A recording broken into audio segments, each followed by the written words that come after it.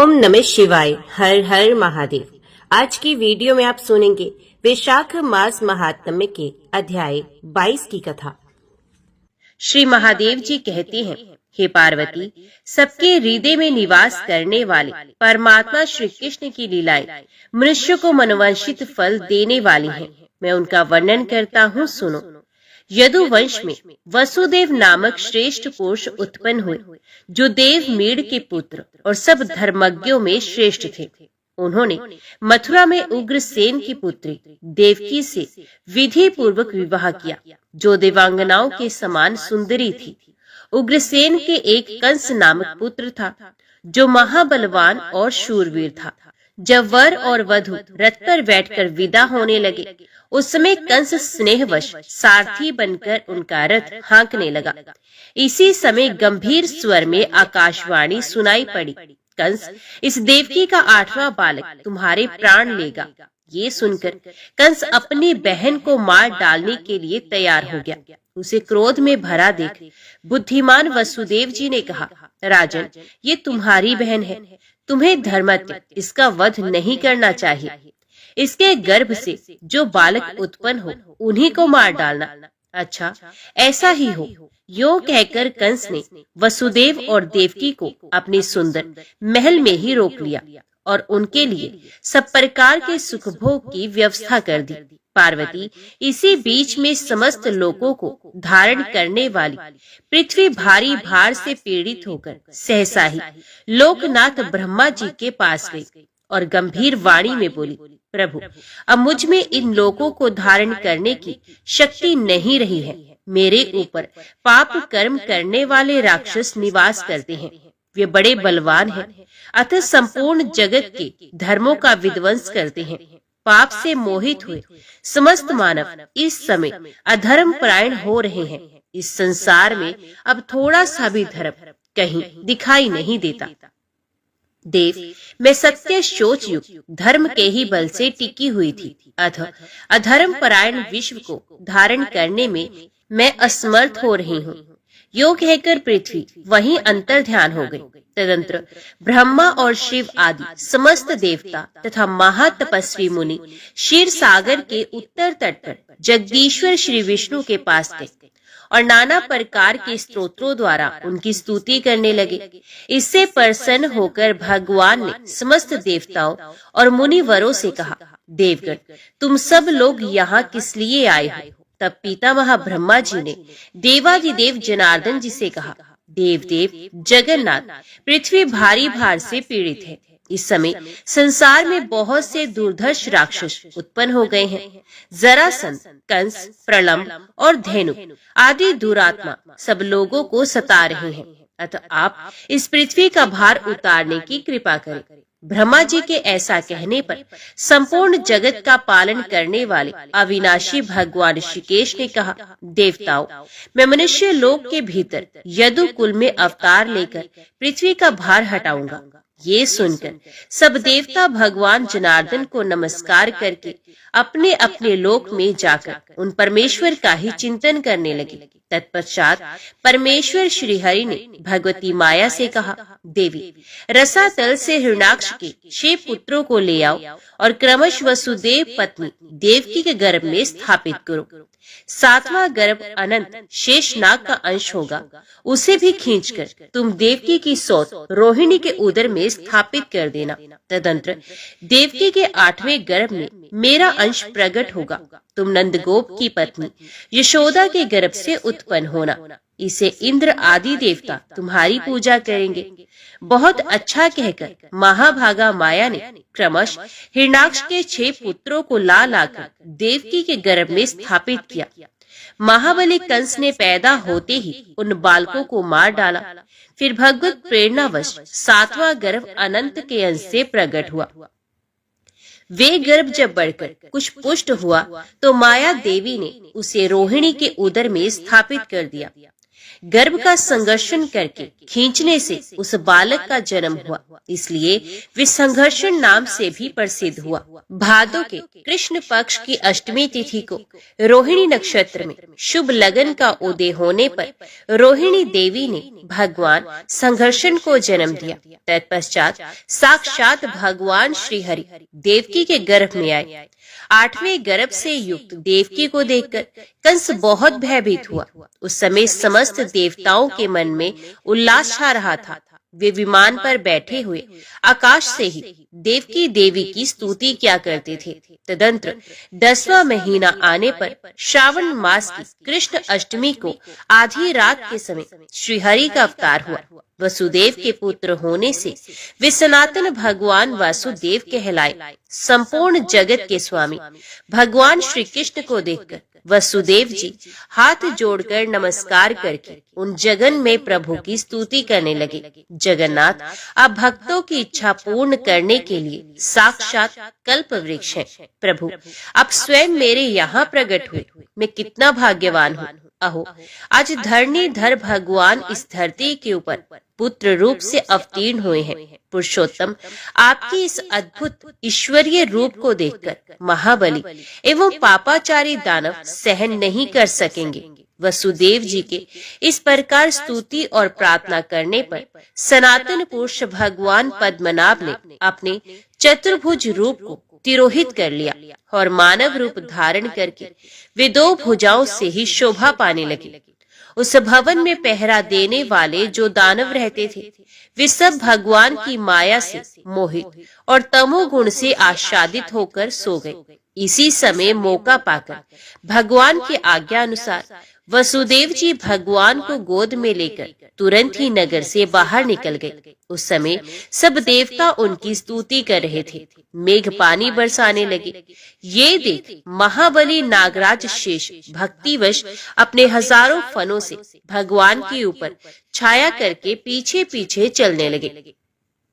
उनके चरणों का स्पर्श होते ही नगर द्वार के किवाड़ खुल गए। वहां के रक्षक नींद में बेसुध थे। तीव्र प्रवाह से बहने वाली भरी हुई यमुना भी महात्मा वसुदेव जी के प्रवेश करने पर घट गई। उसमें घुटने तक ही जल रह गया। यमुना के पार हो वसुदेव जी ने उसके तट पर ही स्थित ब्रज में प्रवेश किया। उधर नंदगोप की पत्नी के गर्भ से गायों के ब्रज में ही एक कन्या उत्पन्न हुई, किंतु यशोदा माया से मोहित एवं तमोगुण से आच्छादित हो गाढ़ी नींद में सो रही थी। वसुदेव जी ने उनकी शैया पर भगवान को सुला दिया और उनकी कन्या को लेकर वे मथुरा में चले गए। वहां पत्नी के हाथ में कन्या को देखकर वे निश्चिंत हो गए। देवकी की छैया पर जाते ही वे कन्या बाल भाव से रोने लगी। बालक की आवाज सुनकर पहरेदार जाग उठे। उन्होंने कंस को देवकी के प्रसव होने का समाचार दिया।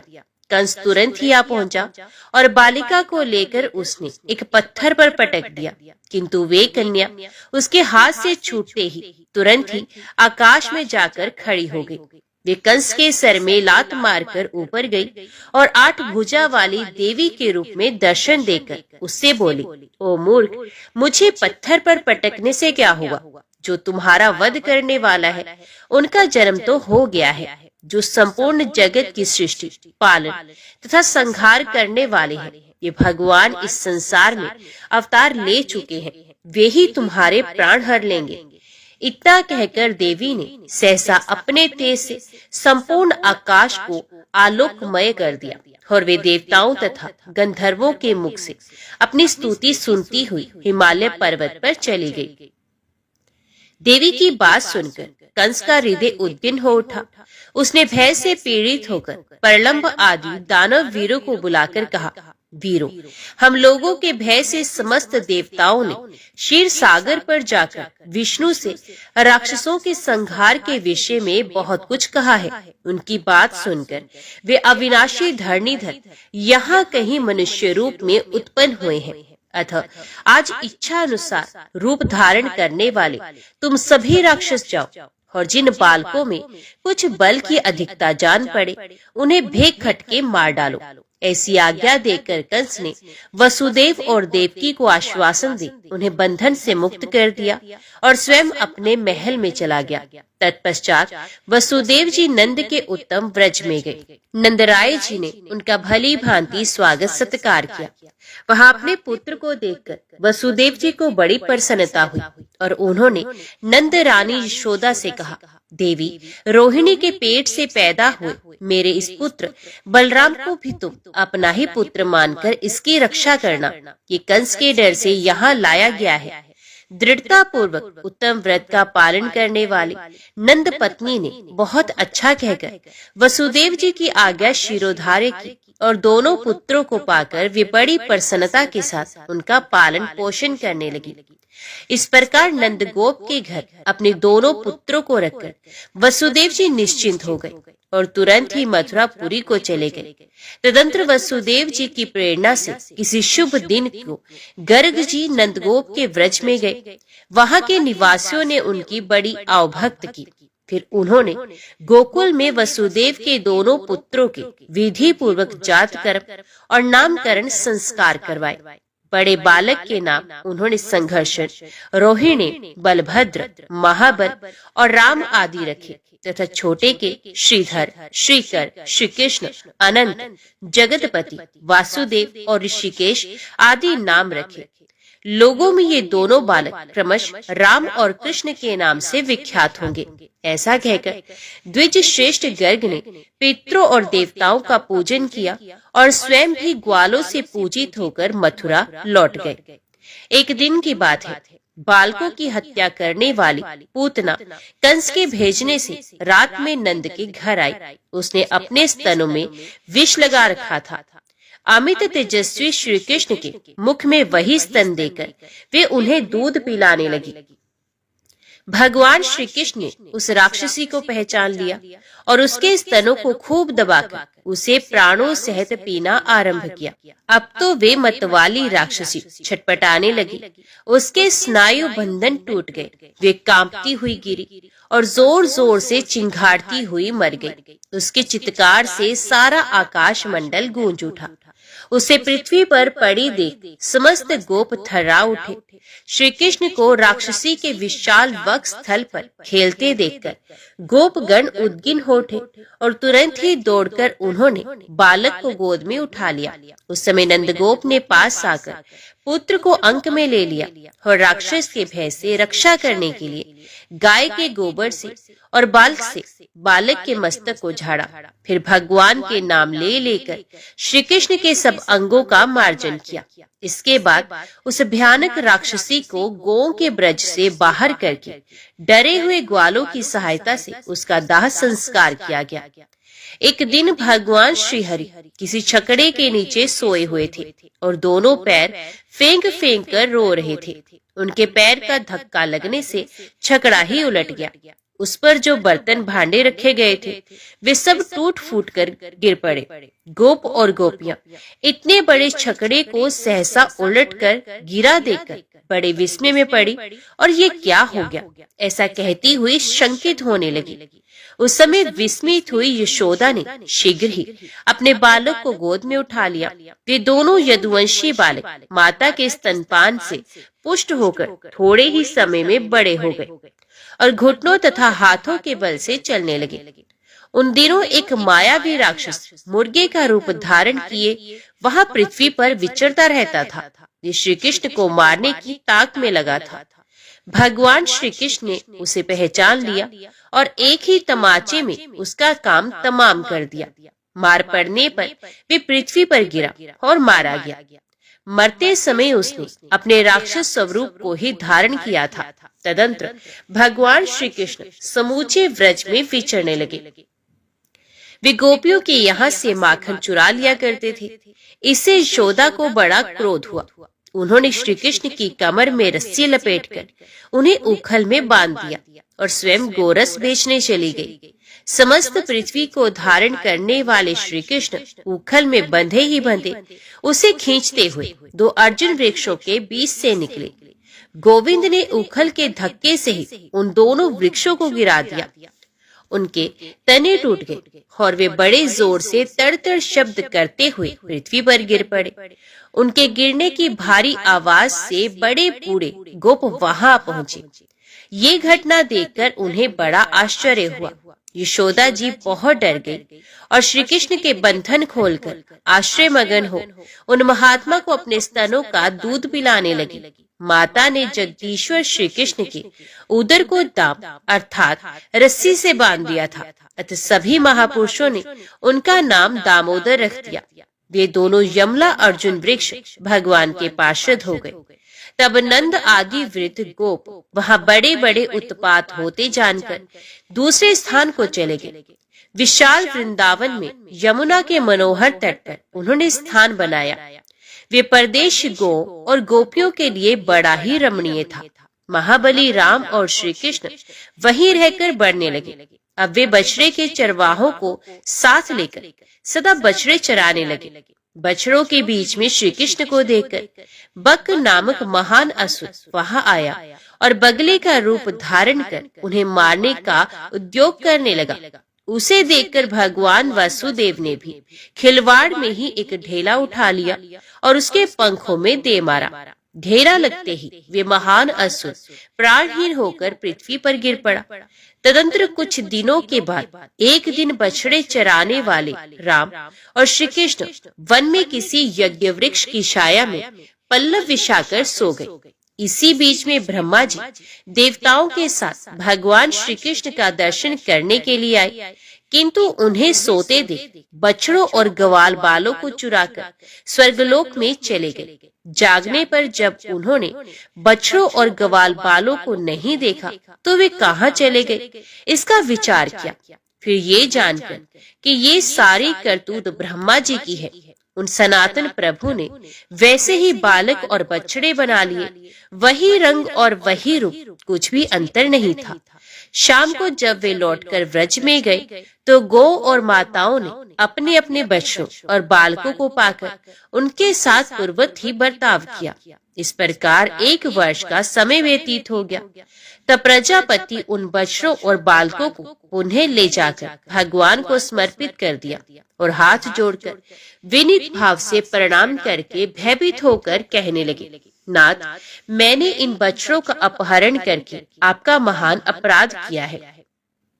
शरणागत वत्सल, मैं आपकी शरण में आया हूँ, मेरे इस अपराध को आप क्षमा कीजिए। यो कहकर उन्हें श्री हरि के चरणों में बारंबार प्रणाम किया और बछड़ों को उन्हें सौंपकर उन्हें अपने लोक में चले गए।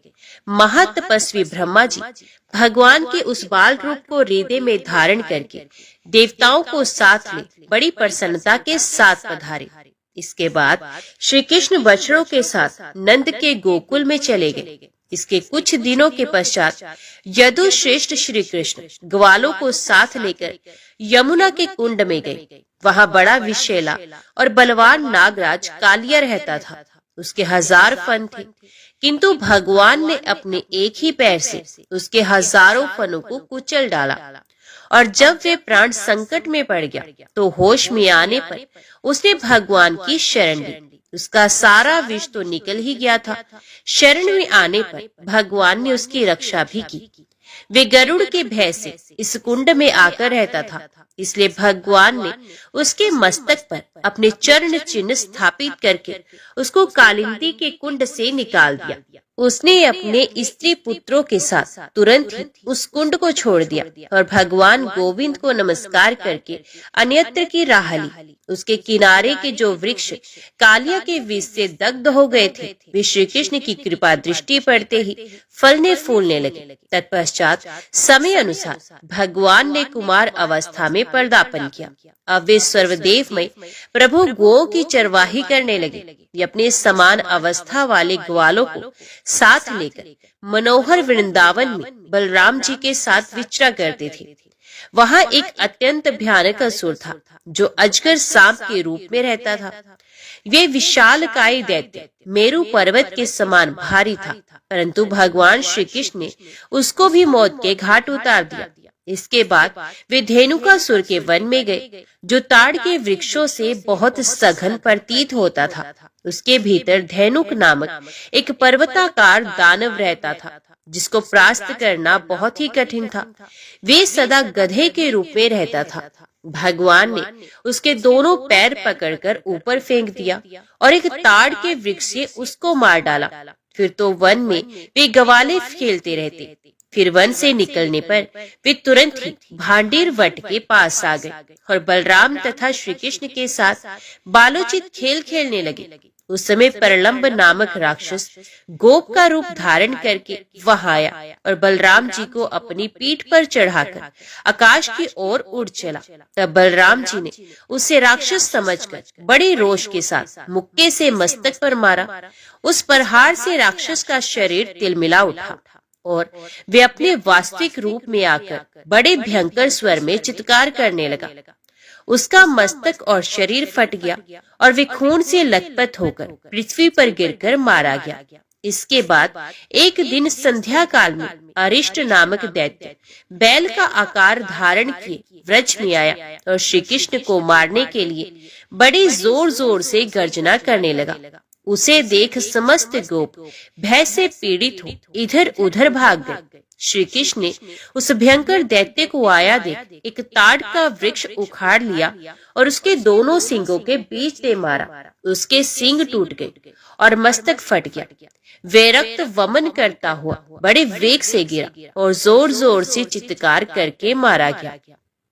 इस तरह उस महाकाय दैत्य को मारकर भगवान ने ग्वाल बालों को बुलाया और फिर सब लोग वहीं निवास करने लगे। तदंतर कुछ दिनों के बाद केशी नामक महान असुर घोड़े का रूप धारण किए व्रज में आया। वे भी श्री कृष्ण को मारने के ही उद्देश्य से चला था। गो के रमणीय व्रज में वहां पहुंचकर वे जोर जोर से हिनहिनाने लगा। उसके आवाज तीनों लोकों में गूंज उठी। देवता भयभीत हो गए। उन्हें प्रलय काल का सा संदेह होने लगा। व्रज के रहने वाले समस्त गोप अचेत हो गए। गोपियां भी व्याकुल हो गई। फिर होश में आने पर सब लोग चारों ओर भाग चले। गोपियां भगवान श्री कृष्ण की शरण में गई और बचाओ बचाओ की रट लगाने लगी। भक्तवत्सल भगवान ने आश्वासन देते हुए कहा, डरो मत, डरो मत। फिर उन्होंने तुरंत ही उस दैत्य के मस्तक पर एक मुक्का जड़ दिया। मार पड़ते ही दैत्य के सारे दांत गिर गए और आंखें बाहर निकल आई। ये बड़े जोर जोर से चिल्लाने लगा। केशी सहसा पृथ्वी पर गिरा और उसके प्राण पखेरु उड़ गए। केशी को मारा गया देख आकाश में खड़े हुए देवता साधु साधु कहने और फूलों की वर्षा करने लगे। इस प्रकार शैशव काल में श्री हरि ने बड़े बड़े बल अभिमानी दैत्यों का वध किया। वे बलराम जी के साथ व्रज में सदा प्रसन्न रहते थे। उन दिनों वृंदावन की रमणीयता बहुत बढ़ गई थी। फलों और फूलों के कारण उसकी बड़ी शोभा होती थी। भगवान श्री कृष्ण वहां मुरली की मधुर तान छेड़ते हुए निवास करते थे। एक समय शरत काल आने पर नंद आदि गोपों ने इंद्र की पूजा का महान उत्सव आरंभ किया, किंतु भगवान गोविंद ने इंद्र यज्ञ के उत्सव को बंद करके गिरिराज गोवर्धन के पूजन का उत्सव कराया। इससे इंद्र को बड़ा क्रोध हुआ। उन्होंने नंद गोप के व्रज में लगातार 7 रातों तक बड़ी भारी वर्षा की। तब भगवान जनार्दन ने गिरिराज गोवर्धन को उखाड़ लिया और गोप गोपियां तथा गौ की रक्षा के लिए उसे अनायास ही छत्र की भांति धारण कर लिया। पर्वत की छाया के नीचे आकर गोप और गोपियां बड़े सुख से रहने लगी, मानो वे किसी महल के भीतर बैठी हों। ये देख सहस्त्र नेत्रों वाले इंद्र को बड़ा भय हुआ। उन्होंने बड़ी घबराहट के साथ उस वर्षा को बंद कराया और स्वयं वे नंद के व्रज में गए। वर्षा बंद होने पर भगवान श्री कृष्ण ने उस महापर्वत को पहले की भांति यथास्थान पर रख दिया। नंद आदि बड़े बूढ़े गोविंद की सराहना करते हुए बहुत विस्मित हुए। इतने में ही इंद्र ने आकर भगवान मधुसूदन को प्रणाम किया और हाथ जोड़कर हर्ष गदगद वाणी में उनकी स्तुति की। स्तुति के पश्चात सब देवताओं के स्वामी इंद्र ने अमृत में जल से भगवान गोविंद का अभिषेक किया और दिव्य वस्त्र तथा दिव्य आभूषणों से उनकी पूजा की। इसके बाद वे स्वर्गलोक में गए। उस समय बड़े बूढ़े गोपों और गोपियों ने भी इंद्र का दर्शन किया तथा इंद्र से सम्मानित होने पर उन्हें बड़ी प्रसन्नता हुई। इस प्रकार महाप्रकरण में बलराम और श्री कृष्ण नंद के रमणीय व्रज में रहकर गौ और बछड़ों का पालन करने लगे। एक दिन मुनि श्रेष्ठ नारद जी मथुरा में कंस के पास गए। राजा कंस ने उनका यथावत सत्कार किया और उन्हें सुंदर आसन पर बिठाया। नारद जी ने कंस से भगवान विष्णु की सारी चेष्टाएं कही। देवताओं का उद्योग करना, भगवान केशव का अवतार लेना, वसुदेव का अपने पुत्र को व्रज में रखकर आना, राक्षसों का मारा जाना, नागराज कालिया का यमुना के कुंड से बाहर निकल जाना, गोवर्धन धारण करना और इंद्र का भगवान से मिलना आदि सभी मुख्य मुख्य घटनाओं को उन्होंने कंस से निवेदन किया। ये सब सुनकर राक्षस कंस ने नारद जी का बड़ा आदर किया। उसके बाद वे ब्रह्मलोक में चले गए। इधर कंस के मन में बड़ा उद्वेग हुआ। वे मंत्रियों के साथ बैठकर मृत्यु से बचने के विषय में परामर्श करने लगा। उसके मंत्रियों में अक्रूर सबसे अधिक बुद्धिमान और धर्म अनुरागी थे। महाबली दानवराज कंस ने अक्रूर को आज्ञा दी और कहा, यदुश्रेष्ठ, इंद्र आदि संपूर्ण देवता मेरे भय से पीड़ित हो श्री विष्णु की शरण में गए थे। भूत भावन भगवान मधुसूदन उन देवताओं को अभय दान दे मुझे मारने के लिए देवकी के गर्भ से उत्पन्न हुए हैं। वसुदेव भी ऐसा दुष्ट आत्मा है कि मुझे धोखा देकर रात में वे अपने पुत्र को दुरात्मा नंद के घर में रखाया। वे बालक बचपन से ही ऐसा दुर्दर्श है कि बड़े बड़े असुर उसके हाथों से मारे गए। यदि ऐसी ही उसकी प्रगति रही तो एक दिन वे मुझे भी मारने के लिए तैयार हो जाएगा। इसमें संदेह नहीं कि व्रज में उसे इंद्र आदि देवता तथा समस्त असुर भी नहीं मार सकते। अतः मुझे उसको यहां बुलवाकर किसी विशेष उपाय से ही मारना चाहिए। मतवाले हाथी, बड़े बड़े पहलवान तथा श्रेष्ठ घोड़े आदि से उसका वध कराना चाहिए। जिस किसी उपाय से संभव हो उसे यहीं बुलाकर मारा जा सकता है, अन्यत्र नहीं। इसलिए तुम गो के व्रज में जाकर बलराम, श्री कृष्ण तथा नंद आदि संपूर्ण गवालों को धनुष यज्ञ का मेला देखने के बहाने यहां बुला लाओ। बहुत अच्छा कहकर परम पराक्रमी यदु श्रेष्ठ अक्रूर रथ पर आरूढ़ हुए और भगवान श्री कृष्ण के दर्शन के लिए उत्सुक होकर गौ के रमणीय व्रज में चले गए। अक्रूर जी महान भगवत भक्तों में श्रेष्ठ थे। उन्होंने अत्यंत विनीत भाव से गौ के बीच खड़े हुए भगवान श्री कृष्ण का दर्शन किया। गोप कन्याओं से घिरे हुए श्रीहरि को देखकर अक्रूर जी का सारा शरीर रोमांचित हो उठा। उनके नेत्रों में आनंद के आंसू भर आए। उन्होंने रथ से उतरकर श्री कृष्ण को प्रणाम किया। वे बड़े हर्ष के साथ भगवान गोपाल के समीप गए और वज्र तथा चक्र आदि चिन्हों से सुशोभित लाल कमल सदृश उनके मनोहर चरणों में मस्तक रखकर उन्होंने बारंबार नमस्कार किया। तत्पश्चात उनकी दृष्टि कैलाश शिखर के समान गौर वर्ण वाले नीलांबरधारी बलराम जी पर पड़ी, जो मोतियों की माला से विभूषित होकर शरतकाल के पूर्ण चंद्रमा की भांति शोभा पा रहे थे। अक्रूर जी ने उनको भी प्रणाम किया। दोनों वीर बलराम और श्री कृष्ण ने भी बड़े हर्ष के साथ उठकर यदु श्रेष्ठ अक्रूर जी का पूजन किया और उनको साथ लेकर वे दोनों भाई घर पर आए। यदु श्रेष्ठ अक्रूर को आया देख महातेजस्वी नंदगोप ने निकट आकर उन्हें श्रेष्ठ आसन पर बिठाया और बड़ी प्रसन्नता के साथ विधि पूर्वक अर्घ्य, पादम, वस्त्र तथा दिव्य आभूषण आदि निवेदन करके भक्ति भाव से उनका पूजन किया। अक्रूर जी ने बलराम, श्री कृष्ण, नंद जी तथा यशोदा को वस्त्र और आभूषण भेंट किए। फिर कुशल पूछकर शांत भाव से वे कुश के आसन पर विराजमान हुए। तत्पश्चात राजकार्य के विषय में प्रश्न होने पर बुद्धिमान अक्रूर ने इस प्रकार कहना आरंभ किया। नंदराय जी, ये महातेजस्वी श्री कृष्ण साक्षात अविनाशी भगवान नारायण हैं।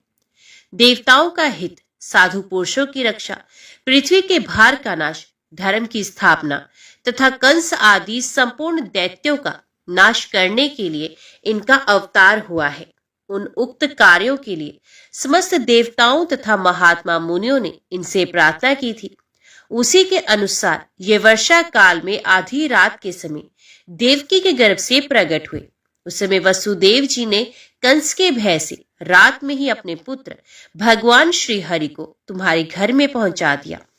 उसी समय यशोदा माता को माया के अंश से ही एक सुंदरी कन्या उत्पन्न हुई थी। उसी ने संपूर्ण व्रज को नींद में बेसुध कर दिया था। यशोदा जी भी मूर्छित अवस्था में पड़ी थी।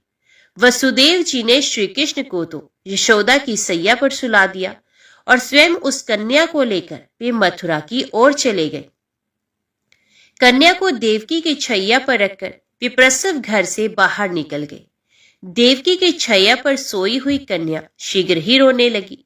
उसका जन्म सुनकर दानव कंस सहसा आ पहुंचा और उसने कन्या को लेकर घुमाते हुए पत्थर पर पटक दिया, परंतु वे कन्या आकाश में उड़ गई और 8 भुजाओं से युक्त हो गंभीर वाणी में कंस से रोषपूर्वक बोली, हो नीच दानव, जिनका कहीं अंत नहीं, जो संपूर्ण देवताओं के ईश्वर और पुरुषोत्तम है, वे तुम्हारा वध करने के लिए व्रज में जन्म ले चुके हैं।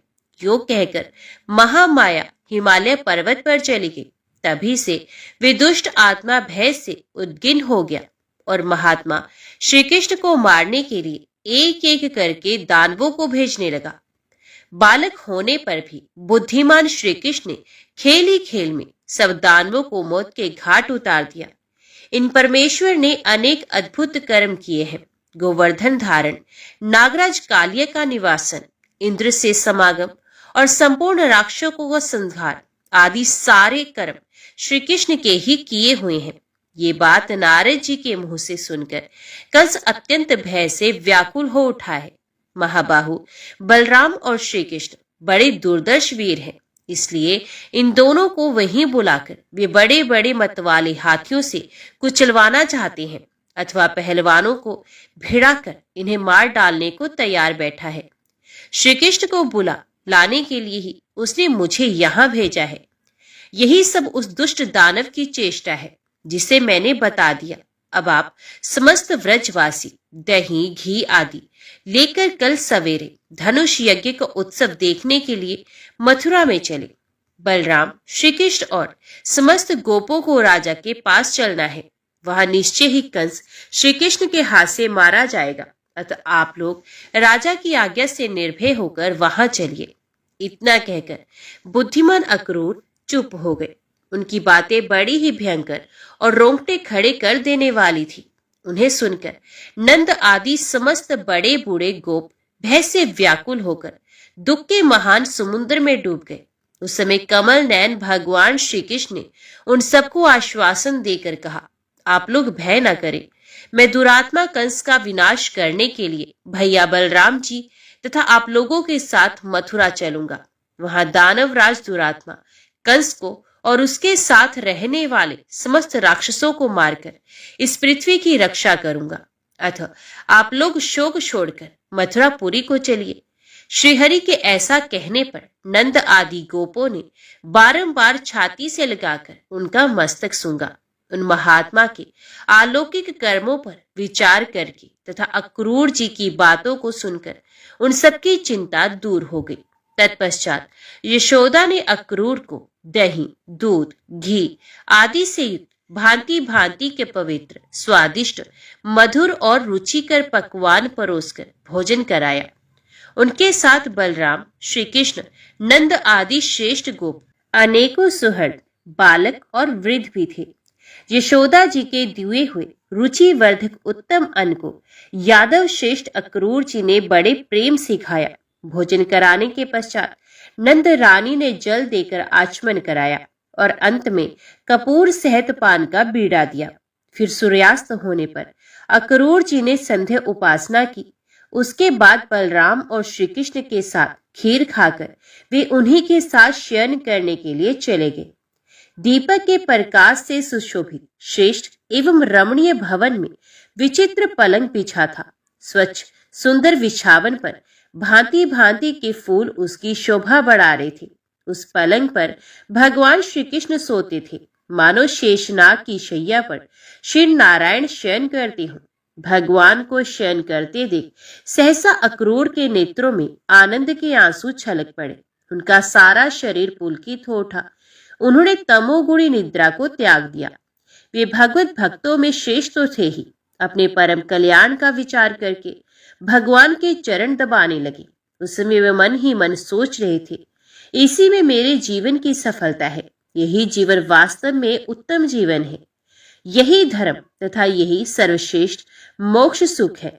शिव और ब्रह्मा आदि देवता, सनकादि मुनीश्वर तथा वशिष्ठ आदि महर्षि, जिनका दर्शन करना तो दूर रहा, मन से स्मरण भी नहीं कर पाते, वे ही भगवान लक्ष्मीपति के दोनों चरण इस समय मुझे प्राप्त हुए हैं।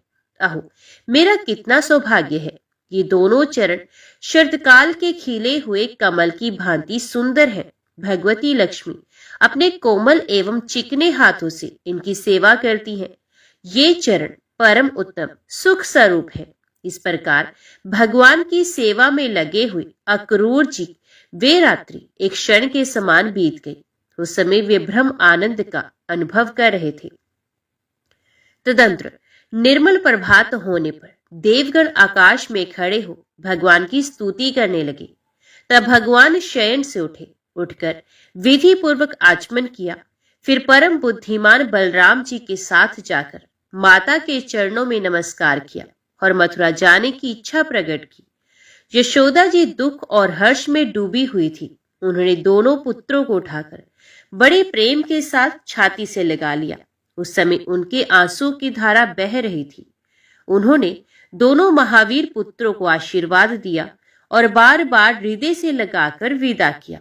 अक्रूर ने भी हाथ जोड़कर यशोदा जी के चरणों में प्रणाम किया और कहा, महाभागे, अब मैं जाऊंगा, मुझ पर कृपा करो। ये महाबाहु श्री कृष्ण महाबली कंस को मारकर संपूर्ण जगत के राजा होंगे, इसमें तनिक भी संदेह नहीं है। अथ देवी, तुम शोक छोड़कर सुखी हो।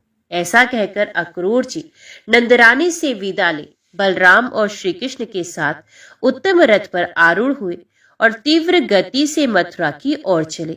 उनके पीछे नंद आदि बड़े बूढ़े गोप भांति भांति के फल तथा बहुत से दही घी आदि लेकर गए। श्री हरि को रथ पर बैठकर ब्रज से जाते देख समस्त गोपियां भी उनके पीछे पीछे चली। उनका हृदय शोक से संतप्त हो रहा था। वे हाय कृष्ण, हाय कृष्ण, हाय गोविंद कहकर बारंबार रोती और विलाप करती थी। श्रीहरि ने उन सबको समझा बुझाकर लौटा दिया। उनके नेत्रों में आंसू भरे थे। वे दीन भाव से रोती हुई खड़ी रही। इसके बाद अक्रूर जी ने अपने दिव्य रथ को व्रज से मथुरा की ओर बढ़ा दिया। शीघ्र ही यमुना को पार करके उन्होंने रथ को किनारे खड़ा कर दिया और स्वयं उससे उतरकर वे स्नान तथा अन्य आवश्यक कृत्य करने की तैयारी करने लगे। भक्त प्रवर अक्रूर ने यमुना के उत्तर जल में जाकर डुबकी लगाई और अघमशन मंत्र का जप करना शुरू कर दिया। उस समय उन्हें श्री बलराम तथा श्री कृष्ण दोनों ही जल के भीतर दिखाई दिए। उन्हें देखकर अक्रूर जी को बड़ा विस्मय हुआ। तब उन्होंने उठकर रथ की ओर देखा, किंतु वहां भी वे दोनों महाबली वीर बैठे दृष्टिगोचर हुए। तब पुनः जल में डुबकी लगाकर वे युगल मंत्र का जप करने लगे। उस समय उन्हें क्षीर सागर में शेषनाग की शैया पर बैठे हुए लक्ष्मी सहित श्रीहरि का दर्शन हुआ। सनकादि मुनि उनकी स्तुति कर रहे थे और संपूर्ण देवता सेवा में खड़े थे। इस प्रकार सर्वव्यापी ईश्वर को देखकर यदुश्रेष्ठ अक्रूर ने उनका स्तवन किया। स्तुति करने के पश्चात सुगंधित कमल पुष्पों से भगवान का पूजन किया और अपने को कृत्य कृत्य मानते हुए वे यमुना जल से बलराम और श्री कृष्ण के समीप आए। वहां आकर अक्रूर जी ने उन दोनों भाइयों को भी प्रणाम किया। भगवान श्री कृष्ण ने उन्हें आश्चर्य मगन और विनीत भाव से खड़ा देखकर पूछा, कहिए अक्रूर जी, आपने जल में कौन सी आश्चर्य की बात देखी है? ये सुनकर अक्रूर जी ने महातेजस्वी श्री कृष्ण से कहा, प्रभु, आप सर्वत्र व्यापक हैं। आपकी महिमा से क्या आश्चर्य की बात हो सकती है ऋषिकेश, ये संपूर्ण जगत आप ही का तो रूप है। इस प्रकार स्तुति करके जगदीश्वर गोविंद को प्रणाम कर अक्रूर जी उन दोनों भाइयों के साथ उन्हें दिव्य रथ पर आरूढ़ हो तुरंत ही देव निर्मित मथुरापुरी में जा पहुंचे। वहां नगर द्वार पर बलराम और श्री कृष्ण को बिठाकर वे अंतपुर में गए और राजा कंस से उनके आगमन का समाचार सुनाकर उसके द्वारा सम्मानित हो उन्हें अपने घर को चले गए। तदंतर संध्या के समय महाबली बलराम और श्री कृष्ण एक दूसरे का हाथ पकड़े मथुरापुरी के भीतर गए। वे दोनों राजमार्ग से जा रहे थे। इतने में ही उनकी दृष्टि कपड़ा रंगने वाले एक रंगरेज पर पड़ी जो दिव्य वस्त्र लिए राजभवन की ओर जा रहा था। बलराम सहित परम पराक्रमी श्री कृष्ण ने उन वस्त्रों को अपने लिए मांगा, किंतु रंगरेज ने वे वस्त्र उन्हें नहीं दिए। इतना ही नहीं, उसने सड़क पर खड़े होकर उन्हें बहुत से कटु वचन भी सुनाए। तब महाबली श्री कृष्ण ने रंगरेज के मुंह पर एक तमाचा जड़ दिया। फिर तो वे मुंह से रक्त वमन करता हुआ मार्ग में ही मर गया। बलराम और श्री कृष्ण ने अपने बंधु बांधव ग्वाल बालों के साथ उन सुंदर वस्त्रों को यथा योग्य धारण किया। फिर वे माली के घर पर गए। उसने उन्हें देखते ही नमस्कार किया और दिव्य सुगंधित पुष्पों से प्रसन्नता पूर्वक उनकी पूजा की। तब उन दोनों यादव वीरों ने माली को मनोवांछित वरदान दिया। अब वे गली की राह से घूमने लगे। सामने से एक सुंदर मुख वाली युवती आती दिखाई दी जो हाथ में चंदन का पात्र लिए हुई थी। वे स्त्री कुब्जा थी। उन दोनों भाइयों ने उससे चंदन मांगा।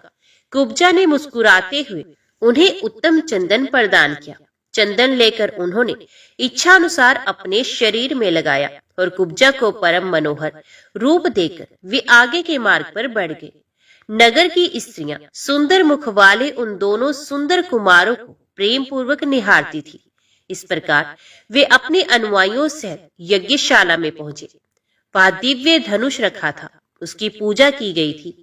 भगवान मधुसूदन ने देखते ही उस धनुष को उठा लिया और खेल ही खेल में उसे तोड़ डाला। धनुष टूटने की आवाज सुनकर कंस अत्यंत व्याकुल हो उठा और उसने चाणूर आदि मुख्य मुख्य मल्लों को बुलाकर मंत्रियों की सलाह ली। चाणूर से कहा, देखो, सब दैत्यों का विनाश करने वाले बलराम और श्री कृष्ण आ पहुंचे हैं। कल सवेरे मल्ल युद्ध करके इन दोनों को बेखटके मार डालो। इन दोनों को अपने बल पर बड़ा घमंड है। मतवाले हाथियों को भिड़ाकर अथवा बड़े बड़े पहलवानों को लगाकर जिस किसी उपाय से भी हो सके इन दोनों को यत्न पूर्वक मार डालना चाहिए। इस प्रकार आदेश देकर राजा कंस भाई और मंत्रियों के साथ शीघ्र ही सुंदर राजभवन की छत पर चढ़ गया। नीचे रहने में उसे भय लग रहा था। संपूर्ण दरवाजों और मार्गों पर उसने मतवाले हाथियों को नियुक्त कर दिया और सब और बड़े बड़े बलोमत पहलवान बिठा दिए। ये सब कुछ जानते हुए भी भगवान श्री कृष्ण परम बुद्धिमान बलराम जी तथा अपने अनुयायी ग्वाल बालों के साथ रात भर उस यज्ञशाला में ही ठहरे रहे।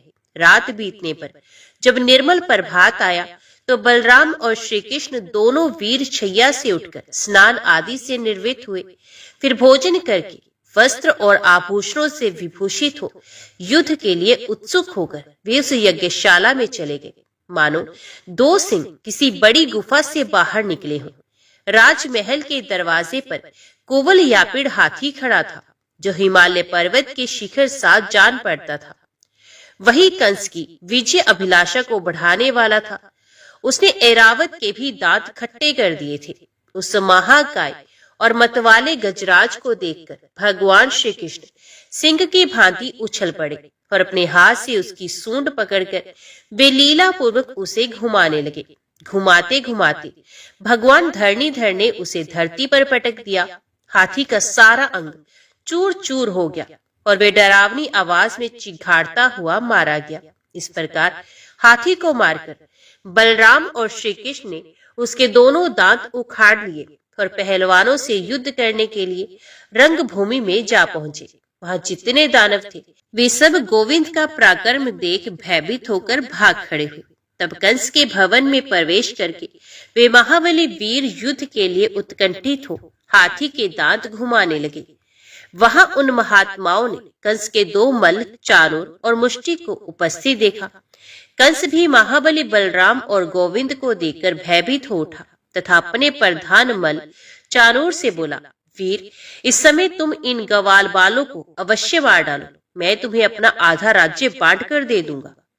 उस समय उन दोनों मल्लों को भगवान श्री कृष्ण अभेद्य कवच से युक्त और दूसरे मेरु पर्वत के समान विशाल काय दिखाई दिए। कंस की दृष्टि में प्रलय कालीन अग्नि से जान पड़े। स्त्रियों को साक्षात कामदेव प्रतीत हुए। माता पिता ने उन्हें नन्हे शिशु के रूप में देखा। देवताओं की दृष्टि में वे साक्षात श्री हरि थे और ग्वाल बाल उन्हें अपना प्यारा सखा ही समझते थे। इस प्रकार उन सर्वव्यापक भगवान विष्णु को वहां के लोगों ने अपने अपने भावों के अनुसार अनेक रूपों में देखा। वसुदेव, अक्रूर और परम बुद्धिमान नंद दूसरे कोठे पर चढ़कर वहां का महान युद्ध देख रहे थे। देवकी अंतपुर की स्त्रियों के साथ बैठकर बेटे का मुंह निहार रही थी। उस समय उनके नेत्रों में आंसू भर आए थे। स्त्रियों ने उन्हें बहुत समझाया और आश्वासन दिया, तब वे किसी दूसरे भवन में चले गए। तदंतर विमान पर बैठे हुए देवता आकाश में जय जयकार करते हुए कमल नयन भगवान अच्युत की स्तुति करने लगे। वे जोर जोर से कहते थे, भगवान कंस का वध कर दीजिए। इसी समय रंगभूमि में तुरही आदि बाजे बजने लगे। कंस के दोनों महामल्लों और महाबली श्री कृष्ण एवं बलराम में भिड़ंत हो उठी। चाणूर के साथ भगवान श्री कृष्ण और मुष्टि के साथ बलराम जी भिड़ गए। नीलगिरी तथा श्वेतगिरी के समान कांति वाले दोनों महात्मा मल्ल युद्ध की रीति नीति के अनुसार लड़ने लगे। एक दूसरे को कभी मुक्कों से मारते, कभी ताल ठोकते थे। उनमें बड़ा भयंकर संग्राम हुआ, जो देवताओं को भी भयभीत कर देने वाला था। भगवान श्री कृष्ण ने चाणूर के साथ बहुत देर तक खेल करके उसके शरीर को रगड़ डाला और फिर लीला पूर्वक पृथ्वी पर दे मारा। देवताओं और दानवों को भी दुख देने वाला वे महामल बहुत रक्त वमन करते हुए पृथ्वी पर गिरा और मर गया। इसी प्रकार पराक्रमी बलराम जी भी मुष्टि के साथ देर तक लड़ते रहे। अंत में उन्होंने उसकी छाती में कई मुक्के जड़ दिए। इससे उनकी हड्डियां चूर चूर हो गई और स्नायु बंधन टूट गया। फिर तो वे भी प्राणहीन होकर पृथ्वी पर गिर पड़ा। उन दोनों भाइयों का ये पराक्रम देख बाकी सारे पहलवान भाग गए। ये देखकर कंस को बड़ा भय हुआ। वे वेदना से व्याकुल हो गया। इसी बीच में दुर्धर्ष वीर बलराम और श्री कृष्ण कंस के ऊंचे महल पर चढ़ गए। फिर भगवान श्री कृष्ण ने कंस के मस्तक में थप्पड़ मारकर उसे छत से नीचे गिरा दिया। पृथ्वी पर गिरते ही उसका सारा अंग छिन्न भिन्न हो गया और वे प्राणों से हाथ धो बैठा। फिर श्रेष्ठ ब्राह्मणों के द्वारा कंस का औधर्व देहिक संस्कार किया। श्री कृष्ण के द्वारा कंस के मारे जाने पर महाबली बलराम जी ने भी कंस के छोटे भाई सुनामा को मुक्के से ही मार डाला और उसे उठाकर धरती पर फेंक दिया। इस प्रकार श्री कृष्ण और बलराम जी भाई सहित दुरात्मा कंस को मारकर अपने माता पिता के समीप आए और बड़ी भक्ति के साथ उन्होंने उनके चरणों में प्रणाम किया। देवकी और वसुदेव ने बड़े प्रेम से उन दोनों को बारंबार छाती से लगाया और पुत्र स्नेह से द्रवित हो उनका मस्तक सूंघा। देवकी के दोनों स्तनों से उनके ऊपर दूध की वृष्टि होने लगी। तत्पश्चात बलराम और श्री कृष्ण माता पिता को आश्वासन देकर बाहर आए। इसी समय आकाश में देवताओं की दुधंबियां बजने लगी। देवताओं ने फूलों की वर्षा की तथा मृदगणों के साथ श्री जनार्दन को नमस्कार और उनकी स्तुति करके हर्षमगन हो अपने अपने लोक को चले गए। तत्पश्चात भगवान श्री कृष्ण ने बलराम जी के साथ जाकर नंदराय जी तथा अन्य बड़े बूढ़ों गोपों को नमस्कार किया। धर्मात्मा नंद ने बड़े स्नेह से उन दोनों को गले लगा लिया। फिर भगवान जनार्दन ने उन सबको बहुत से रत्न और धन भेंट किए। नाना प्रकार के वस्त्र, आभूषण तथा प्रचुर धन धान्य देकर उन सबका पूजन किया। इस प्रकार श्री कृष्ण के विदा करने पर नंद आदि गोप हर्ष और शोक में डूबे हुए वहां से व्रज में लौट आए।